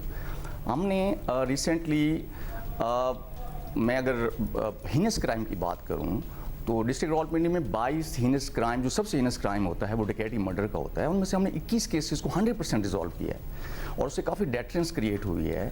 उसके साथ साथ अगर आप जो सेंसेशनल क्राइम जो मीडिया पे रिपोर्ट हुए हैं, ख़वातीन के खिलाफ हुए हैं, उन सबको हमने रिजॉल्व किया है। और अगर जो ट्रेडिशनल हमारा तरीका है क्राइम के फिगर्स को, स्टैट्स को कंपैरिजन करने का, तो अगर 8 महीनों का आप कंपैरिजन 4-4 महीनों से करें तो बहुत सारे हेड्स में तकरीबन 40-50% हम रिडक्शन लेके आए हैं क्राइम में। But still crime is a challenge. It's a big city, 70-80 lakh आबादी का शहर है और इसकी policing, law and order, security, municipal issues, traffic management और बड़े इवेंट्स की मैनेजमेंट, यकीनन खालिद साहब हम बिल्कुल remarkable job. Sure, absolutely, and we are not taking that away. However, बहुत से केसेस में हमने देखे हैं, आपने जिस तरह मेंशन किया ना, क्रिमिनल जस्टिस सिस्टम, अब इसमें बहुत से फैक्टर्स इन्वॉल्व होते हैं, लेकिन eight the end of the day जब सज़ाओं के वक्त जब अदालतों में केसेस कुछ जाते हैं तो पता यही चलता है कि जी पुलिस ने केस बड़ा वीक बनाया था। तो ये एक कंप्लेंट जो है ये भी सामने आ जाती है कि कोई दफा लगनी थी, वो नहीं लगी, जेल से मजीद ट्रेन होके वारदातें करते हैं। तो ये सारे, ये भी एक है चीज़ जो कि डेफिनेटली आपकी नज़र से भी गुजरी होगी ये बात। देखिए, अगर आप इसका डिस्पैशनेट एनालिसिस करें तो police is the first leg है जहाँ पे क्राइम रिपोर्ट होता है। क्राइम जो ही हमें रिपोर्ट होता है हम उसको इम्प्रूव कर रहे हैं और हम हर क्राइम को रजिस्टर कर रहे हैं, जो ही इवन एट द कॉस्ट के बाज़ जैसे हमारे माशरे में मुकदमेबाजी का कल्चर है, हम उसको भी मद्देनज़र रखते हुए फिर भी हमने फ्री रजिस्ट्रेशन की पॉलिसी पे अमल पैरा है। हम क्राइम को रजिस्टर करने के बाद, एफआईआर रजिस्टर करने के बाद हम इन्वेस्टिगेशन करते हैं। इन्वेस्टिगेशन करने के बाद उसको सफाई मिसल पे तमाम शहादतों को लेके आते हैं, गवाहों को लेके आते हैं, जो रिकवरीज होती हैं। और बाय द वे सबसे मुश्किल काम क्राइम अगेंस्ट प्रॉपर्टी में रिकवरी करना है। अगर आप देखें हमने 300 से ज़्यादा गैंग्स को पिछले 8 महीनों में बस्ट किया है और 70 करोड़ से ज़्यादा हमने रिकवरी की है। क्रिमिनल जो है वो क्योंकि इजी मनी है, लूटेड मनी है, वो चंद दिनों के अंदर हवा में उड़ा देता है। फिर उसकी रिकवर करके फिर हमारे ऊपर कोर्ट्स का भी बड़ा प्रेशर होता है कि आप लॉज, रूल्स और प्रोसीजर के मुताबिक जो है उस इन्वेस्टिगेशन को आगे चलाएं। और फिर उसके बाद एक दूसरा डिपार्टमेंट है प्रोसिक्यूशन डिपार्टमेंट, जो कि उस पूरी फाइल, पुलिस फाइल की स्क्रूटनी करता है। उसमें अगर कमी बेशी होती है वो पॉइंट आउट करता है। हम उस कमी बेशी को दूर करने के बाद फॉर द ट्रायल हम प्रोसिक्यूशन डिपार्टमेंट को वो पूरी फाइल हवाले करते हैं। वो फिर लोअर जुडिशरी में जाता है और उसका ट्रायल स्टार्ट होता है। अच्छा, एक आम शहरी को सबसे ज़्यादा प्रॉब्लम जो है ना इन्वेस्टिगेशन की सतह पे होती है। जब वो आयो के मत्थे लगता है ना, जब इन्वेस्टिगेशन ऑफिसर के पास जाता है वो, सो वहाँ पे उस ऐसा लगता है कि चलें एफआईआर भी हो गई, सारा मामला हो गया, एसएचओ ने। इन्वेस्टिगेशन की सतह पे क्यों एक आम शहरी एक ऐसा लगता है, एक तासुर है? अगर तासुर है तो आप इसको जाहिर कर सकते हैं, या वाकई आपको लगता है कि वहाँ उसे चैलेंजेस पेश टू द पॉइंट कि बहुत से लोग तो जाते ही नहीं है, फिर वो इसीलिए अपने केसेस आगे नहीं करते, एफआईआर वगैरह नहीं कटवाते, because that is the process they don't want to go through. Genuine complaints हैं और हमें इमेज प्रॉब्लम्स भी हैं और उसकी बहुत सारी जेन्युइन वजूहात हैं।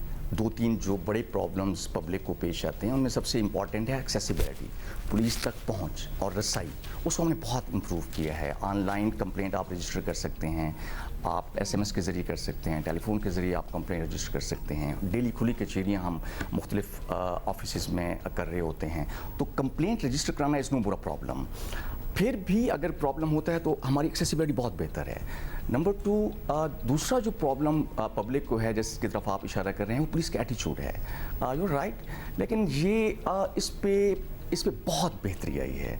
और ट्रेडिशनली हमें इमेज इश्यूज रहे हैं, उसकी एक हिस्टोरिकल रीज़न भी है कि सब एक ब्रिटिश टाइम्स से पुलिस को शायद समझा जाता है कि ये कंट्रोलिंग टूल है, पॉपुलेशन को सप्रेस करने के लिए शायद बनाई गई है। तो हम वो जो ब्रिज है उसको उस गैप को ब्रिज करने की कोशिश कर रहे हैं, और जो ट्रस्ट डेफिसिट है पब्लिक के साथ, उसको बेहतर इंटरेक्शन के ज़रिए हम उसको बेहतर कर रहे हैं। मैं अगर अपनी बात करूँ तो जो बदसलूकी है शहरियों से, गालम गलूच है या मिसबिहेव करना है, that attracts a major punishment, dismissal from service, reduction in the rank, उसको हम बिल्कुल बर्दाश्त नहीं कर सकते। This is across the board. और दूसरी जो चीज़ है वो ये कि हमारे यहाँ जैसे बहुत सारे इश्यूज़ हैं जिनकी सिविल नेचर के इश्यूज़ होते हैं, फैमिली डिस्प्यूट्स हैं, almost every other piece of land is disputed, business के इश्यूज़ हैं। वो जो सिविल नेचर के केसेस होते हैं उनको, उसकी जो लिटिगेशन है वो इतनी प्रोलॉन्ग है कि बहुत सारे लोग उसमें जो criminal sections of the law हैं उसको अटैक्ट करने के लिए किसी कहानियाँ घड़ ली जाती हैं, और उसमें अच्छा बिल्कुल आप सही कह रहे हैं। और हमने भी लैंड डिस्प्यूट्स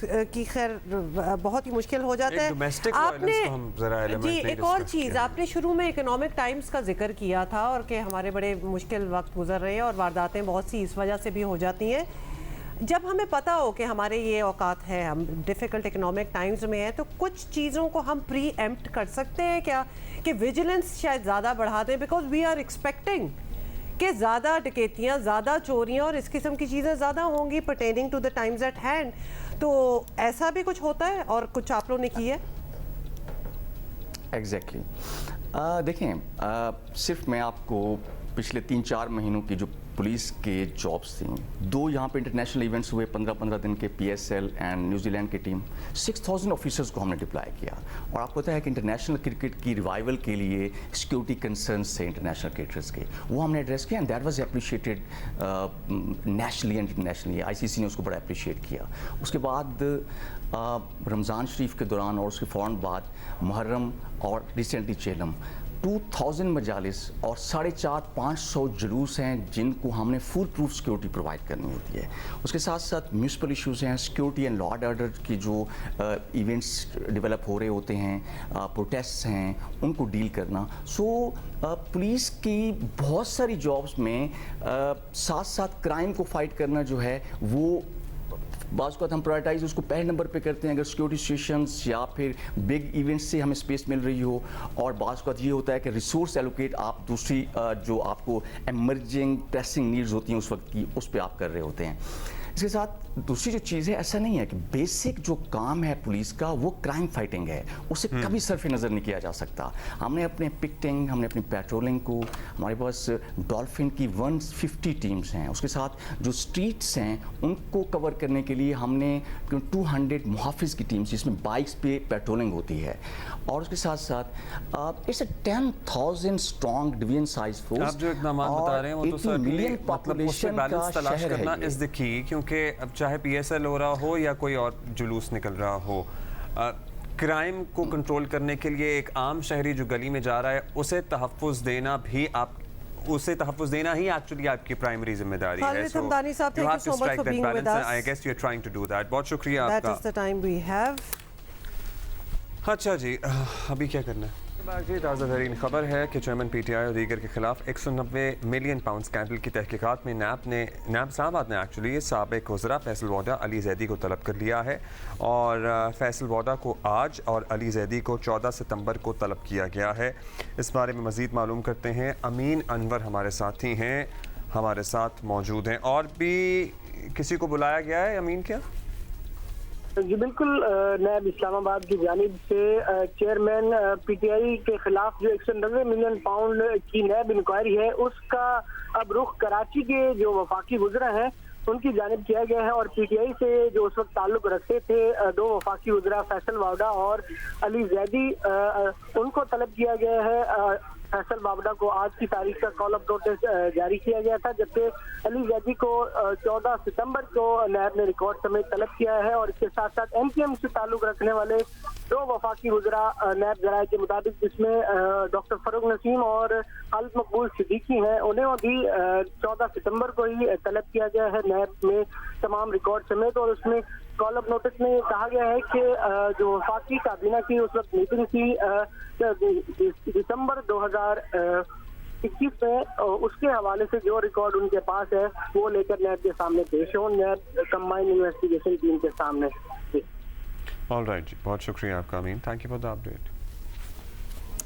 अच्छा जी, और भी एक दो बातें करनी है, ख़ास तौर पे अब हम ज़रा क्रिकेट से डिसअपॉइंट हुए, लेकिन माशाल्लाह हमारी जो लड़कियां हैं ना वो काफ़ी बेहतर कर रही हैं, not in cricket but in other sports as well. At least हमें अब नज़र आ रहा है that there is a level of interest that we see। तो जी किसकी हम बात कर रहे हैं? हम बात कर रहे हैं बीच वॉलीबॉल की, और पाकिस्तानी ख़वातीन जो हैं वो बिल्कुल दिलचस्पी दिखा रही हैं इस चीज़ में। पाकिस्तान विमेन वॉलीबॉल टीम पहली मरतबा इंटरनेशनल बीच वॉलीबॉल इवेंट पे शिरकत कर रही है, और 5 मुल्की women's beach volleyball championship 13 to 15 सितंबर, यानी कल है 13, कल से शुरू हो जाएगी। और ये हो किधर रहा है? बांग्लादेश में, कॉक्स बाजार बांग्लादेश में। इवेंट में मेज़बान बांग्लादेश के अलावा कौन कौन सी टीमें हैं? इंडिया है, किर्गिस्तान है और उज़्बेकिस्तान भी है, मतलब और भी है, उधर ही ना रुक जाया करें। तो आपको बता दें कि 2 रुकनी टीम है कि अरकान हमें ज्वाइन किया आज। अजरा फारूक है हमारे साथ और Muqaddas Bukhari. Welcome to Geo Pakistan girls. आप लोग अभी पहुंचे हैं, लिटरली कल ही पहुंचे हैं बांग्लादेश। बताइएगा आप कैसा रहा अब तक का तजर्बा, तैयारी कैसी है? अजरा आप बताइए।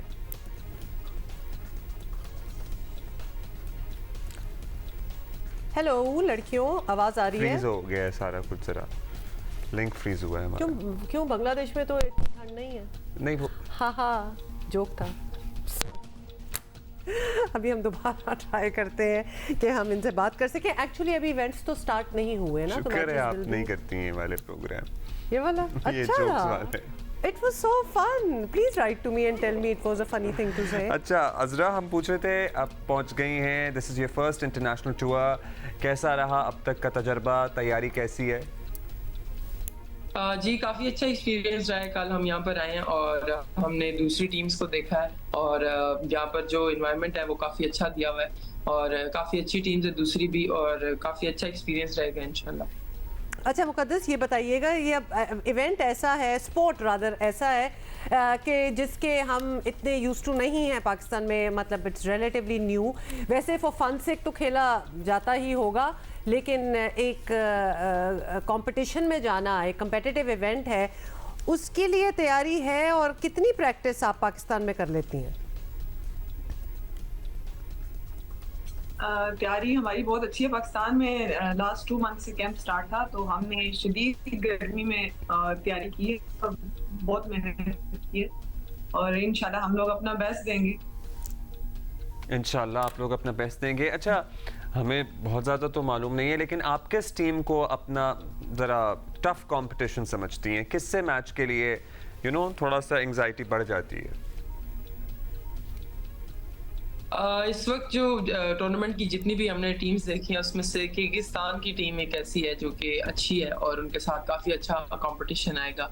और आपने इंडिया से प्लीज़ जीतना है, अभी हम क्रिकेट में बहुत बुरा हारे हैं कल उनसे। इंशाल्लाह पूरी उम्मीद है कि इंडिया से जरूर जीतेंगे। किर्गिस्तान के लिए भी आप आपके लिए खुसूसी गुड लक, लेकिन ये इंडिया से तो लाजमी ये बताइएगा, और दोनों इसको जवाब दे सकती हैं कि हमें इतनी देर क्यों लगी इस इवेंट में जाने की, इंटरनेशनल इवेंट में शिरकत, इंटरनेशनल इवेंट तक पहुंचने की? क्या हम लोग इसको एज अ स्पोर्ट सीरियसली नहीं लेते, या हमारे स्कूलों में, हमारे ग्राउंड पे, क्योंकि इसमें ज़्यादा इतना कुछ रिक्वायर्ड नहीं है, मतलब प्लेयर्स हैं, एक नेट है, डूएबल चीज़ें हैं, तो हमें काफ़ी अरसा क्यों लग गया? मुकद्दस,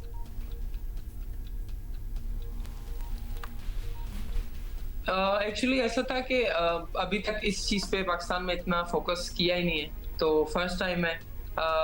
बिल्कुल आपकी बात ठीक है कि पाकिस्तान में अभी इस गेम के लिए इतनी चीज़ों की रिक्वायरमेंट भी नहीं है। एक सैंड कोर्ट होता है और नेट बॉल, बस। तो नहीं हुआ कोई वो नहीं है, लेकिन अब इंशाल्लाह आगे हो रहा है और हमें काफी ज्यादा सपोर्ट मिली है। पाकिस्तान स्पोर्ट्स बोर्ड की तरफ से भी मिली है, पाकिस्तान वॉलीबॉल फेडरेशन की तरफ से भी मिली है। और एक अच्छा, ये बाय द वे ये बात भी आपसे हमें पता चल रही है कि there is a federation there, volleyball federation, तो वो किस तरह उन्होंने पिक किया, क्या कैंप्स हुए, किस तरह पिक किया कि जी ये ट्रायल्स होंगे, these are the best ones, और कितने थे उन ट्रायल्स में लोग, लड़कियां? तो एक्चुअली इसके ट्रायल्स नहीं हुए थे। जितने भी पाकिस्तान में डिपार्टमेंट्स होते हैं, जैसे कि वापडा, आर्मी, HEC, इनकी नेशनल से गर्ल्स को सिलेक्ट किया था हम लोग। टोटल 6 लड़कियां थी कैंप में, और उन 6 में से हम 2 सिलेक्ट हुई हैं। और ये प्रॉपर एक कैंप था 2 मंथ्स का, उसके बाद सिलेक्शन हुई है। और पाकिस्तान वॉलीबॉल फेडरेशन ने पाकिस्तान स्पोर्ट के साथ मिलकर ये कैंप ऑर्गेनाइज कराया है, सिलेक्शन हुई है और टीम को एक प्रॉपर प्रोसीजर के साथ भेजा है। तो पाकिस्तान वॉलीबॉल फेडरेशन वॉलीबॉल के लिए काफ़ी कुछ कर रही है। तो इन फ्यूचर अभी इंडोर टीम्स भी जाएंगी। हमारी इंडोर टीम टर्की जाएगी अभी नेक्स्ट मंथ, उसका ट्रेनिंग टूर है, वहाँ पर क्लब्स के साथ मैचेस होंगे और काफी कुछ आगे भी हो रहा है। तो ये तो आएगा। ऐसा लग रहा है कि बहुत सारी फेडरेशंस जिनके बारे में हम मुख्तलिफ स्पोर्ट्स की फेडरेशन के बारे में हम बात करते रहते हैं इसी प्रोग्राम में, लेकिन volleyball federation is at least trying to do something. अच्छा, क्या फर्क होता है इंडोर और आउटडोर जो प्ले में? इंडोर और आउटडोर का एक्चुअली इंडोर में होते हैं 6 प्लेयर्स एक साइड पे खेलते हैं, और ये आउटडोर बीच वॉलीबॉल में 2 प्लेयर्स खेलते हैं एक साइड पर, जबकि हम 2 ही हैं। सो इंडोर में प्लेयर्स ज्यादा होते हैं और आउटडोर में बीच में कम होते हैं। बीच के रूल्स भी थोड़े से डिफरेंट होते हैं और उसके रूल्स भी डिफरेंट होते हैं। दो चार चीजें हैं जो कि डिफरेंट है, बाकी इसके पॉइंट्स 21 होते हैं, इंडोर में 25 होते हैं। बट इंडोर और आउटडोर का भी तो फर्क होता है ना? वो तो ऑब्वियसली सैंड में खेलना और इंडोर में एक आई कैन नॉट, प्लीज माफ कीजिएगा, प्लीज एक्सक्यूज अब्दुल्ला, क्योंकि वो नहीं हम अच्छा, मतलब इतना। अब मुझे बताइए कि आपकी प्रैक्टिस आपका प्रैक्टिस सेशन कब है और when is your first match? हम लोग का प्रैक्टिस सेशन आज शाम में हमारी प्रैक्टिस है और शाम में मीटिंग होगी, फिर कल मैच का टाइम डिसाइड होगा तो पता चलेगा। कल से मैचेस स्टार्ट है हम लोग के। कल से मैचेस स्टार्ट है, गुड लक फॉर दैट। और इंशाल्लाह जब आप जीत जाएंगे किर्गिस्तान से भी और इंडिया से भी, तो हम आपको दोबारा से वहीं से बांग्लादेश से ऑनलाइन लेंगे और अब फिर आपकी जीत मिल के सारे पाकिस्तान के साथ सेलिब्रेट करेंगे। How does that sound? अच्छा, एक दफ़ा जाने से पहले अजरा और मुकद्दस प्लीज़ एक दफ़ा बता दें कि अगर इंडोर में 6 होती हैं लड़कियां और 2 आउटडोर में होती हैं, तो इसमें तो गेम प्ले में काफ़ी डिफरेंस आ जाता होगा। जी बहुत ज़्यादा डिफरेंस है, क्योंकि प्लेयर्स और पोजीशंस का भी डिफरेंट आ जाता है, फिर कोर्ट की मेजरमेंट्स कम हो जाती हैं आउटडोर में। इंडोर में 9 मीटर होता है एक साइड पर, यहाँ पर 8 मीटर होता है, तो तकरीबन बहुत ज़्यादा चेंज आ जाता है। तो गेम प्ले में भी डिफरेंस आता है, इसमें कोई पूरी बदल जाती होगी। आउटडोर में कोई पोजीशन नहीं होती, आप फ्री किसी भी पोजीशन पे कोई भी खेल सकते हैं। तो आप लोग दोनों खेल लेते हैं या फिर स्पेसिफिक होते हैं कि भाई ये लड़कियां हैं जो आउटडोर खेलेंगी, ये लड़कियां हैं जो इंडोर खेलेंगी? और खास तौर पे क्योंकि आप दोनों कब से साथ खेल रही हैं, क्योंकि कोऑर्डिनेशन और एक दूसरे को समझ जाना ये बड़ा इंपॉर्टेंट होगा। हम लोग 2016 से इंडोर साथ खेल रहे हैं, तो कोऑर्डिनेशन वगैरह साथ ही है। हम लोग वापडा में भी साथ खेलते हैं और पाकिस्तान टीम में भी इंडोर साथ ही खेलते हैं। और मैं कैप्टन हूँ इंडोर की भी और ये वाइस कैप्टन है, तो वहाँ पर हम शुरू से साथ थे, तो इसलिए वो उस चीज़ का हमें बेनिफिट और एडवांटेज ये हुआ कि हम यहाँ पर भी इजीली हमारा कॉम्बिनेशन अच्छा बन गया। वंडरफुल जी, इंशाल्लाह आपका बेनिफिट आपके लिए बड़ा जबरदस्त साबित होगा। Thank you for being with us. Best of luck Azra and Muqaddas and to Abdullah. So there is a huge difference between indoor and outdoor, not volleyball. Just the outdoors and the indoors. देखिए, things we get to learn. No, things you get to learn. ये इतना obvious है कि I was like, लड़कियां क्या समझेंगी? We all learn together on Jio Pakistan. Oh well. Okay जी। अच्छा, आपको पता है ना कुछ ओडीआईज जो हैं वो यहाँ कराची में भी हो रहे हैं, and that is Pakistan women's cricket team versus south African women's cricket team, और उसमें भी कुछ खास हमारा हाल नहीं है, हम हार गए। तो 6 विकेट से शिकस्त देकर सीरीज में 2-0 की फैसला कुन बढ़तरी हासिल कर ली है जनूबी अफ्रीका ने। अच्छा, तो इस मैच में पाकिस्तान विमेंस क्रिकेट टीम ने पहले बैटिंग की, मगर टॉप ऑर्डर बैटर्स जो थे वो विकेट पर ज्यादा देर टिक ना सके। और शुरू की जो पहली 6 लड़कियां थी ना खिलाड़ी, वो सिर्फ 49 रन्स बनाकर पेविलियन लौट गईं। और लेकिन उसके बाद फातिमा सना की 10 चौकों की मदद से 69 रन्स, और फिर आलिया रियाज की 53 रन्स की बदौलत पाकिस्तानी टीम जो थी वो 45th ओवर तक 168 बना चुकी। सो बेहतरीन परफॉर्मेंस इन 2 लड़कियों की रही है, फातिमा सना और आलिया रियाज की। जनूबी अफ्रीका विमेन टीम 169 रन्स का हदफ 34वें ओवर में 4 विकेटों पर ऑल्दो हासिल कर लिया उन्होंने। 34वां ओवर मुझे ना आजकल अच्छा नहीं लगता, भारी पड़ रहा है। अच्छा, अभी हम बस छोड़ें, आगे बढ़ेंगे। अच्छा, आगे और भी इसके आगे बढ़ने का मतलब ये नहीं है कि हम क्रिकेट से आगे बढ़ रहे हैं। हम पाकिस्तानी पर्टिकुलरली जो कल 2 इंजरीज रिपोर्ट हुई हैं हमारे बॉलर्स की, उनकी अपडेट लेंगे। सोहेल इमरान हमें कोलंबो से, श्रीलंका से ज्वाइन कर रहे हैं। सलमान आगा को बॉल भी लगी थी काफी बुरी, बाय द वे। यस, वो भी लगी है, वो भी एक हुआ। सो ये बता दीजिए कि नसीम में की तो चलो खेलते हुए स्ट्रेन आ गया, ये हारिस का मामला कब बिगड़ा था? जी अब्दुल्ला, हारिस का मामला बड़ा भी वाज़ेह तौर पर बताया नहीं गया, लेकिन मुझे जो लग रहा है, जो मैंने ऑब्जर्व किया या जो मुझे इतलात मिल रही हैं, ये थोड़ा सा पहले से, क्योंकि वो बड़ी स्पीड के साथ बॉलिंग करते हैं, मुझे ये लग रहा है कि इनकी कोई बहुत ज्यादा जोर लगाया इन्होंने इंडिया के खिलाफ मैच में, और उससे पहले ये थोड़ी बहुत उनको निकल्स जरूर थे जो कि उन्होंने कैरी कर रहे थे, और इंडिया के खिलाफ मैच में मजीद जोर लगाने की वजह से वो ज्यादा तकलीफ में चलेगी। और मुझे नहीं लगता कि वो बाकी जो 2 मैचेस हैं, होपफुली अगर पाकिस्तान फाइनल में पहुंचता है तो फिर 2 मैचेस होंगे, अदरवाइज श्रीलंका के मैच तो वो बिल्कुल नहीं खेल रहे। और मेरे ख्याल में जो मुझे लग रहा है कि ये दोनों फास्ट बॉलर जो हैं ये एशिया कप से बाहर हो जाएंगे, अभी ऑफिशियली तौर पर अनाउंस नहीं किया गया। अच्छा, बड़ी कोई अजीब किस्म की वैसे सॉरी टू से एक्सप्लेनेशन है, और आप सही कह रहे हैं कि अभी वाज़े तौर पे नहीं पता चला कि हुआ क्या था, लेकिन इतना प्रेशर तो लेना ही होता है, इतने टफ मैचेस हैं, it's a tournament, Asia cup चल रहा है, मतलब कितना जोर लगा लिया उन्होंने कि वो बिल्कुल ही आउट ऑफ ऑर्डर हो गए। सलमान आगा का भी बताइएगा, उनको भी काफ़ी लगता है कि इंजरी तो कोई ना कोई तो हो ही होगी, कल बॉल भी लगी है उनको काफ़ी बुरी तरह। सबसे पहले तो मैं बात करूंगा जो जिक्र आपने किया, हम लोग हमेशा ये कहते रहे कि ये वर्ल्ड कप ईयर है, आप अपने जो फास्ट बॉलर्स हैं खास तौर पर उनको इतना ज्यादा एक्सपोजर मत दें। ये दोनों फास्ट बॉलर्स ऐसे हैं जो मुसलसल क्रिकेट खेलते हुए आ रहे हैं। इन्होंने इंग्लैंड में लीग क्रिकेट खेली, इन्होंने अमेरिका में लीग क्रिकेट खेली, इसी तरह नसीम शाह ने इंग्लैंड में लीग क्रिकेट खेली, नसीम शाह ने श्रीलंका में इन्हीं कंडीशन में लीग क्रिकेट खेली, टेस्ट मैचेस खेले। तो आपने अपने फास्ट बॉलर्स के लिए वर्कलोड मैनेजमेंट क्यों नहीं की? आज से 3 दिन पहले तो आपका ये खुद नहीं छोड़ते ना, ये भी तो बात है, लेकिन फिर मैनेजमेंट का किरदार क्या मतलब ऑनेस्टली अगर हम रिजवान की भी बात इसी बात से जोड़ लें कि जहां बल्लेबाजों की पहले 4 लड़के देखे ना, विकेट कीपिंग भी कर रहे हैं, ये स्ट्रेस उन पे भी बहुत अरसे से नजर आ रहा था, और ये बात भी हो रही थी कि it is too much for him and for his optimal performance, लेकिन फिर भी वो करते हैं। अलार्मिंग डेफिनेटली है। मोहम्मद रिजवान के बारे में आज से क्वेश्चन नहीं उठाए जा रहे। मोहम्मद रिजवान के बारे में 8-10 महीनों से ये बात की जा रही है। कोई भी आउटस्टैंडिंग परफॉर्मेंस उनकी उस तरह की नहीं है, खासतौर पर बड़े मैचेस में कि जिसमें वो आउटस्टैंडिंग लेकर आगे चले।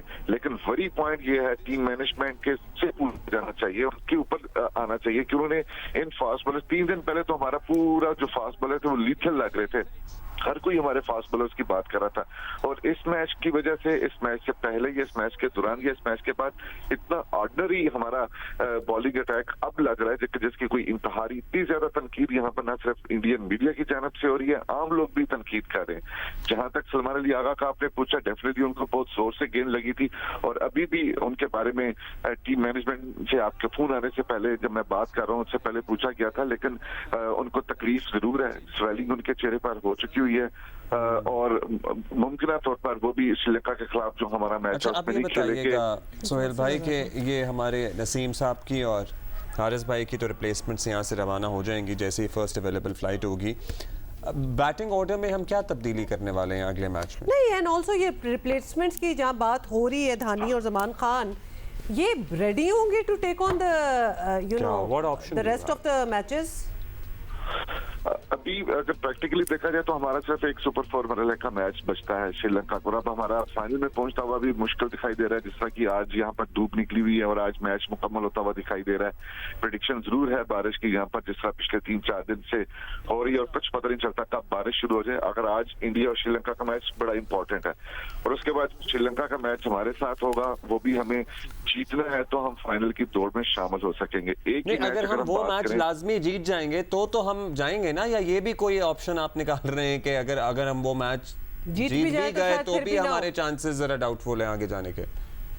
अभी देखें, अगर आज श्रीलंका इंडिया को हरा देता है उसके भी 4 पॉइंट हो जाएंगे। उसने पहले बांग्लादेश को हराया हुआ है, इंडिया ने हमें हराकर 2 पॉइंट हासिल किए हुए हैं। इंडिया का मैच बांग्लादेश से भी बचता है और ये जो इफ्सन बटसन हिसाब किताब है ना, ये बड़ा परेशान कुन होता है। चलिए सुहेल भाई, आज के लिए हमारे पास टाइम ज़रा कम है, कल इस पे ज़रा तफसील से बात कर लेंगे। And that is it for today और we can see you tomorrow. Bye.